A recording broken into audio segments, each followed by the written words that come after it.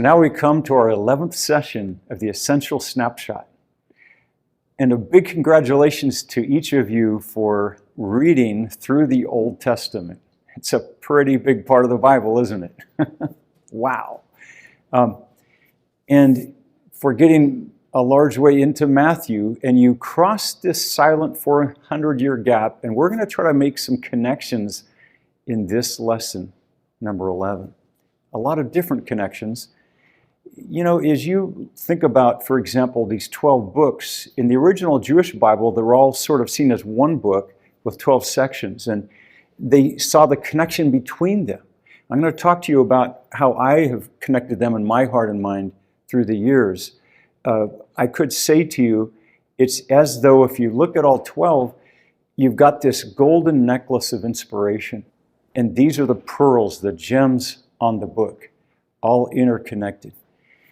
I remember as a young man reading these books, and a specific thing came to mind, a thought, a topic that just seemed to carry them all in my mind. And what about you? Was there something that just really grabbed you as you read them? Well, before we go forward, let's also think about the big gap that needs connecting. That area, as you're looking at these books, and you're saying, but something doesn't feel right. In other words, with the desk of your mind, with all that you've read, is there an area that leaves doubts? And this, as we come to this period between the Testaments, and as we think about all these pieces that we've been through, this is often an opportunity for a skeptic to say, okay, let me bring up a topic that I'd like you to address, archaeology.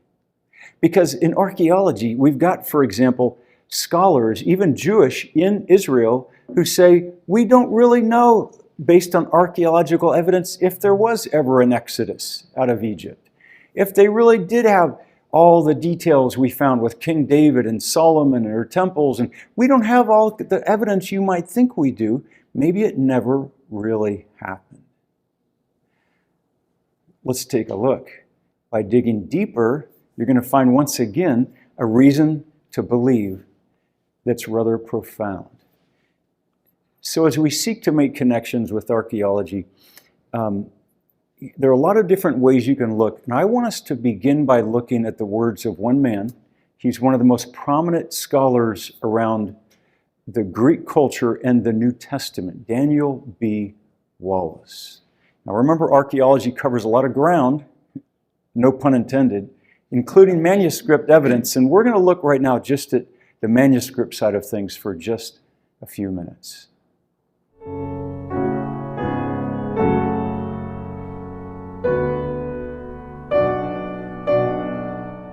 When we come to the text of the New Testament and trying to determine what the autographs are actually about, one of the great problems we have is the amount of material that we have to look at. Now, I'm going to compare this material to what other ancient Greco-Roman literature looks like in terms of their material remains of these various authors. And that's why I've entitled this lesson, An Embarrassment of Riches. So if we take, for example, 3 Roman historians from the 1st century approximately AD, on whom we're basing most of our understanding of what ancient Rome was like. We've got Livy, Suetonius, and Tacitus. Now, Livy, we are waiting 300 years before we see any copies of his writings, and we don't see the full array of what he wrote about Roman history. Most of it's simply lost forever without any knowledge of where it went to. We have a grand total of about 30 copies of Livy in existence today that we can examine to try to see what he had to say. Another ancient Roman historian was known as Tacitus, and we are waiting for 800 years before we see any copies of Tacitus's works. And the grand total that we have are 3. 3 copies of Tacitus, and yet he's one of the great Roman historians to give us the information that we need on the history of Rome in and around the 1st century AD as well as before that time. A third author, Suetonius, we have quite a bit of material from Suetonius. We have over 200 manuscripts from Suetonius. But again, like Tacitus, we are waiting 800 years before we get any copies of his writings. Now, if we were to compare this to the New Testament documents, you would see that we have an embarrassment of riches. And it truly is an embarrassment for New Testament scholars, which creates kind of an existential crisis of how do we approach this material? What can we safely disregard, at least to some extent, as we examine the more important materials? Here's the data. We have, for our New Testament manuscripts, at the present time, close to 5,800 copies of these manuscripts in Greek alone. Now, if you were to wipe out all of the Greek manuscripts, this is what the text of the New Testament was originally written in, Greek. If you were to wipe out all of those, we could still reproduce the text of the New Testament many, many times over from the witnesses that we have in Latin, which were as early as the 2nd century.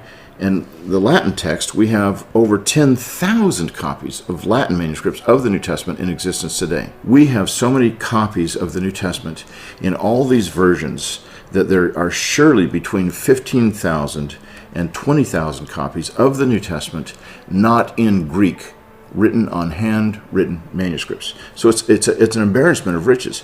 Then you add to that the over 5,000 copies of the New Testament in Greek, and we've got over 20,000 copies, well over 20,000 copies most likely, of the New Testament in various languages before the time of the printing press. Now, I've mentioned the number of copies we have for the New Testament, and that gives us an embarrassment of riches.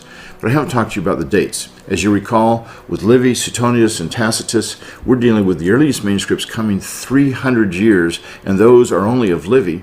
And then Suetonius and Tacitus, we're waiting 800 years before we get copies. These are fairly representative for ancient Greco-Roman authors. The best among them is going to be Homer, and of course Homer has an 800-year head start over first century authors, so he's got quite a few more copies than these other authors do, but not more copies than in the New Testament. Homer's in a league by itself, but I'll just summarize this and say that we have approximately 1,000% as many copies of the New Testament in its various languages as we do copies of Homer. It's a remarkable difference, and he is in second place in terms of literary remains among all Greco-Roman literature. Huge disparity. Now, in terms of the date of these New Testament manuscripts, the earliest come from the 2nd century, from within 100 years of the completion of the New Testament. How much do we have of the average ancient Greek author, Greek or Latin author, how much do we have of his literary remains? The average author has fewer than, and I'm giving a very liberal estimate here, fewer than 20 copies of his literary remains still in existence.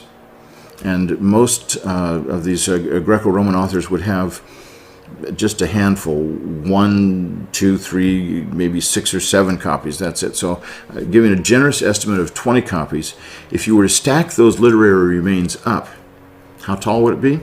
Well, on average, it would end up being about 4 feet high. If we had 20 copies of the remains, you'd get up to 4 feet high. Now, take the New Testament manuscripts in the Greek and all the ancient versions. How high would that stack be? That would be closer to about a mile high. It's a huge difference between these ancient Greco-Roman authors and their literary remains and what we have for the New Testament.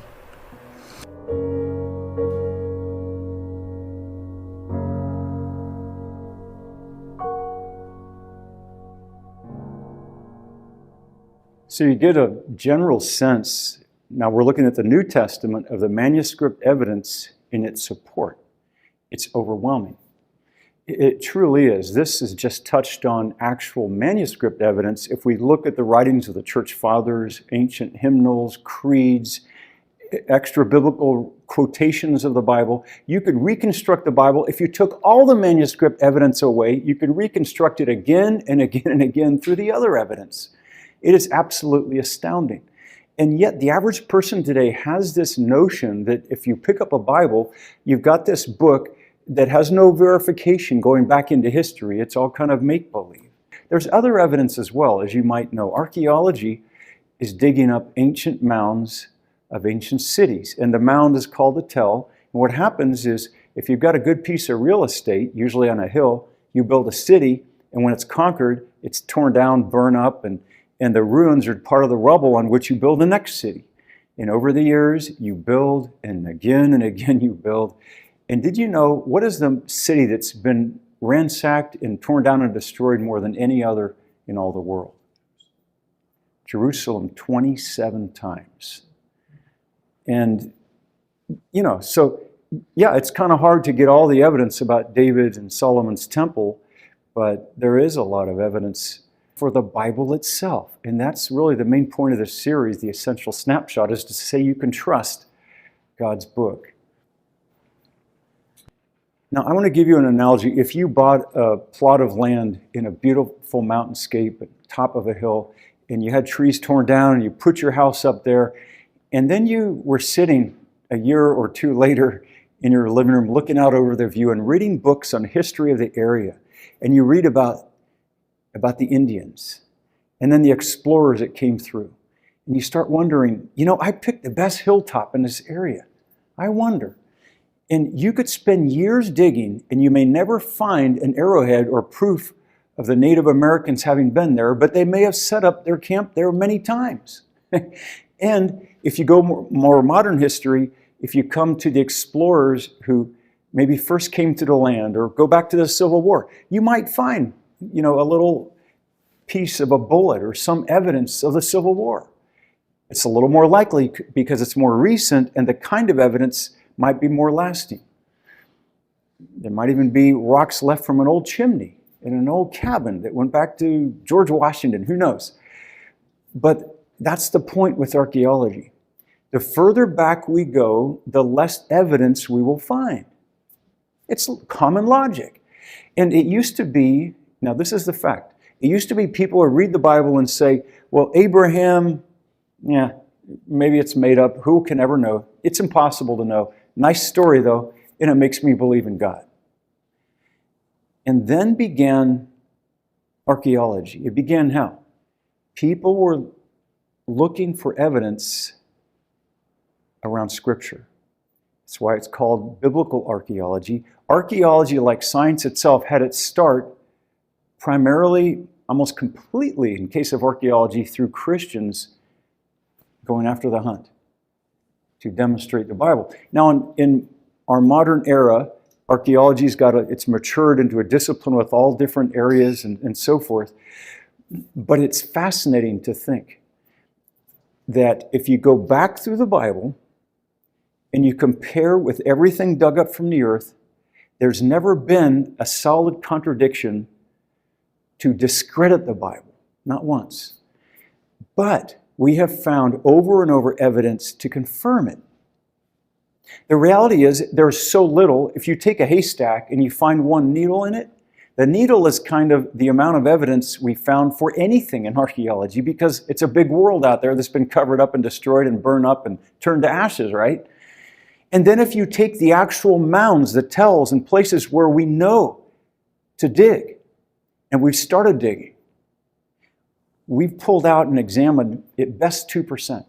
I mean, there's so much stuff waiting, a lot of it in boxes and in museums, hidden back in storerooms to be really opened up and examined and edited and published, and we've just gotten started.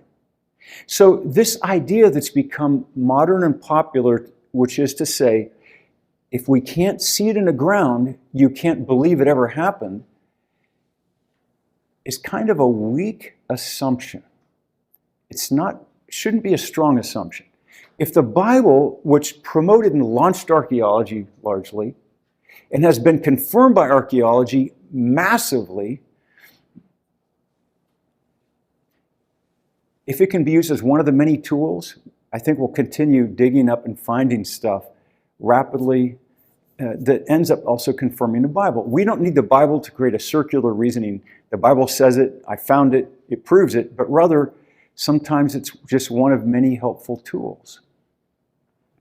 And all this, if we wrap it all up, I just want to say to you, archaeology is a fascinating study. And here's why. Francis Schaeffer wrote a book explaining the problem we face today. He was almost a prophet, though he was a scholar. And Schaeffer described through philosophers in the history of thought in the Western world, for example, Kierkegaard, promoted this idea of the escape from reason. He talked about the leap of faith. Kierkegaard said, you've got on the ground level of reality, like the ground on which you stand where you dig things up archaeologically, the ground is stuff that's made of logic and fact. But when it comes to religion, now you're looking at what? Faith, things you hope for, but you could never prove, and it may not be logical. You just hold on to it almost like a crutch. And so there's this idea is being promoted, and now it's almost a mainstay way of thinking about religion in our culture, that it's a second level, and there's no way to connect the two. And I'm suggesting to you that the more we get into reality, this whole series is telling you this, and as you dig, you keep seeing it, don't you? The more we dig and look at reality, the more it points to that second level, the God who is with us. And so I want you to think about areas in your life where you feel like, I'm trying to take the step up to really see if this God thing is true, if I can trust the Bible. And you feel like there's this gap. And it would take a massive leap of faith to jump across and keep on going in your journey. And I want to say to you, there isn't such a big gap after all. Archaeology helps to connect the points. So the area I want to dwell on just a little bit is the same area I brought up in our last teaching, and really the last two in some ways, the temple.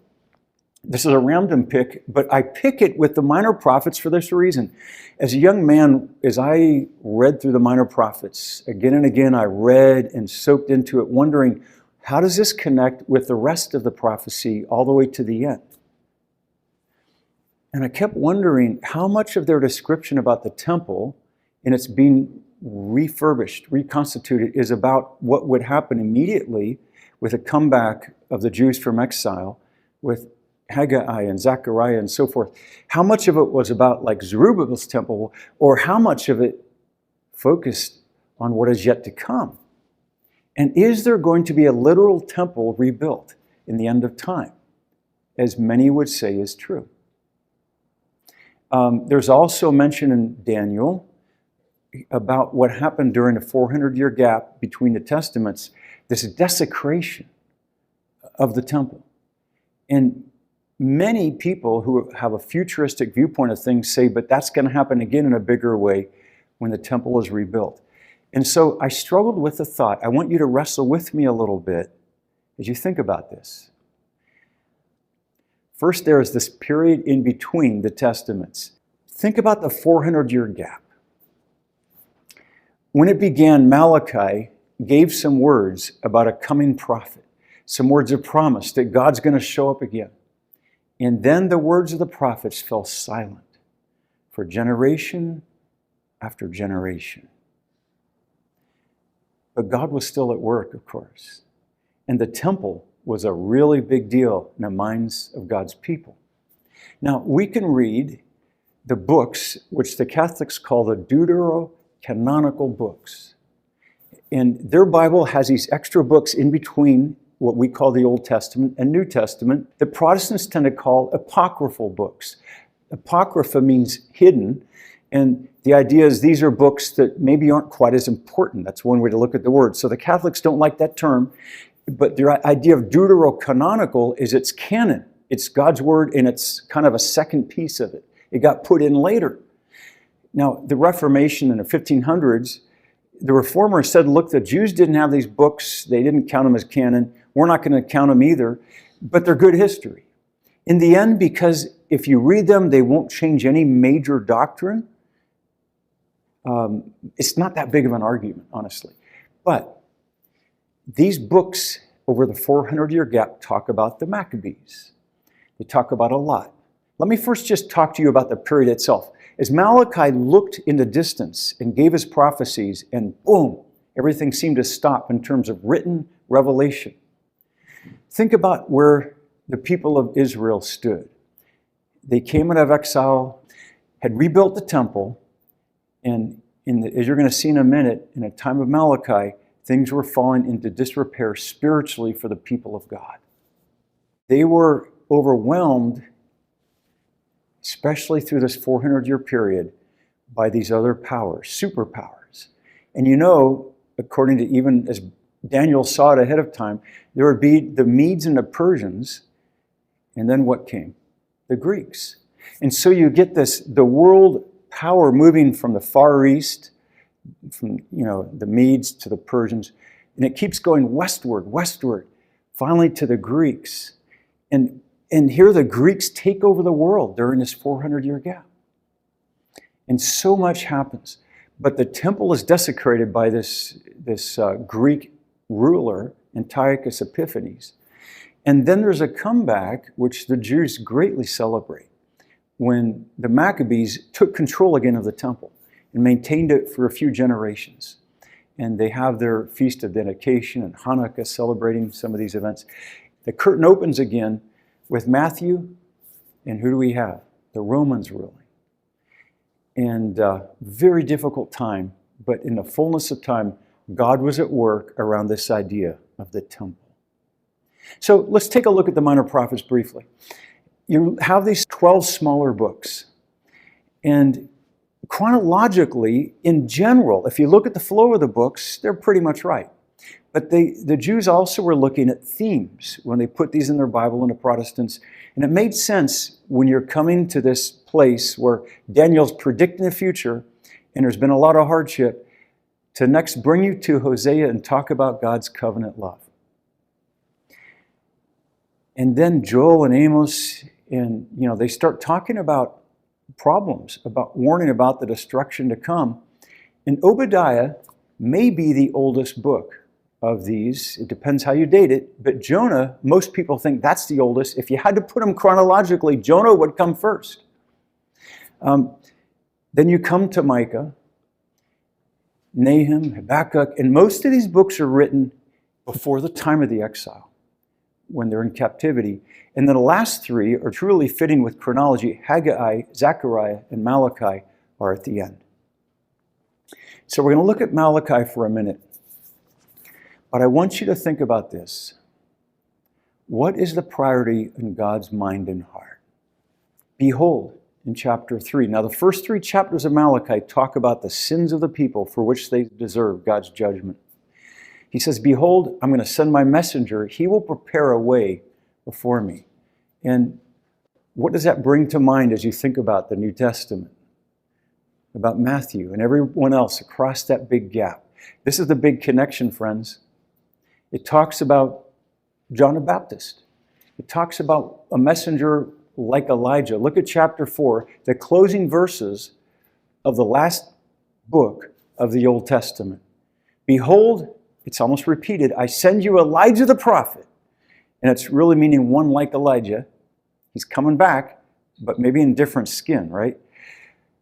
Before the great and awesome day that the Lord comes. Now, is he talking about the first coming or the second coming? I believe both.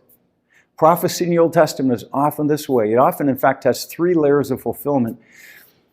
And he will turn the hearts of the fathers to their children, and the hearts of the children to their fathers, lest I come and strike the land with a decree of utter destruction. Or another version says, with a curse. By way of quick summary, Malachi wrote to say, the curse can be removed. Just get on board with God's priorities.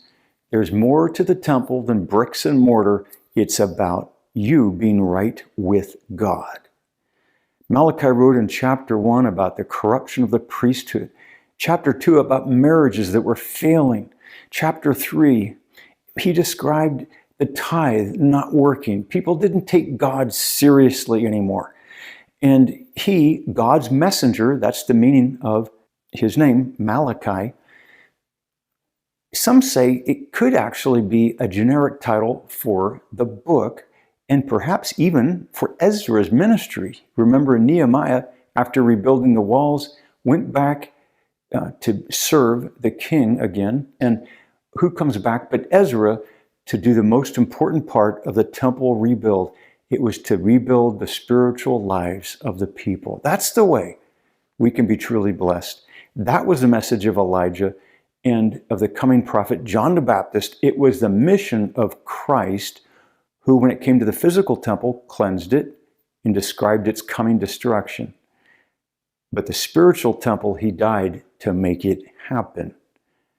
And no matter what might be the future plan for the physical temple, we know for sure God's priority.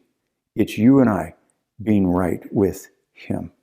And so you see, the closeout of the Bible, as you've been reading through the whole Old Testament, it's a little bit depressing, isn't it? It's like it ends with a big thump, you know? It's like, man, this is terrible. And then silence for 400 years. But the temple, what does the temple really mean? We saw last week, it means above all, not a physical building. You can dig and you can find evidence. And by the way, more and more evidence is coming up as archaeologists dig for David, his existence, his dynasty, implied his temple. And back to the desert wanderings, when, by the way, how do you find artifacts with a people who wander without any buildings? You know, I mean, you're not going to expect to find much there. And by the way, in Egypt, yes, there's mention of people who lived next door in Goshen, but the kings did not celebrate those who won victories. They're not going to have a big inscription about what happened in the book of Exodus. You know, and yet, as you uncover, you find the Hittites. People thought they don't exist. Sure enough, Sodom, Gomorrah, the cities. And you dig under the cities that look like, yes, it's Sodom, it's Gomorrah, it's the region. And you find they're all covered with the same kind of ash that goes deep all the way down, layer after layer, exactly as the Bible describes. We could talk for hours about all that's been uncovered. But the Old Testament ends with a thump because there's something more than the material, even in the temple, that matters to God. He wants us to see through archaeology that we can trust the book. But archaeology will never verify the existence of God or even the divine inspiration of the Bible. It's just stuff in the ground. The verification comes in your heart and mind as we dig a little deeper into our own lives and hearts. Now in the New Testament, we begin to see how good it really gets when God is with us in the person of Jesus Christ. And this is where the whole temple theme has been leading in the Bible. Have you made the connection?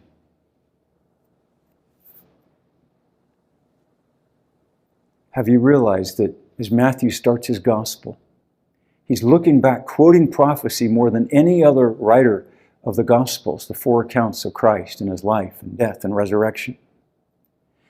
And he wants you to make a connection, not just with the Old Testament, not just with archaeology. He wants us to go to the upper level. Because really, there's a safe way to go there. And it's called faith, but it's a logical faith. It's a sound faith. It's a faith in a book you can trust.